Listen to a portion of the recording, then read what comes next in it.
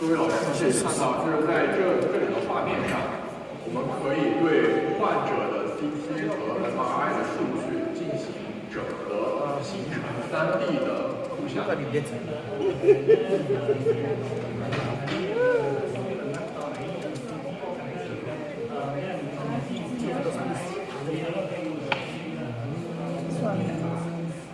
这样一来的话，医生们就 Our stomach is really dirty.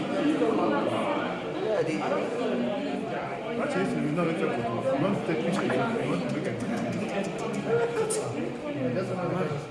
并且在进行了3D 图片之后，我们也可以对3D 图片的这些 Our stomach is really dirty. No, it's not dirty. You see, that thing is black. It's when you put fire on. Yes, because this thing is very warm.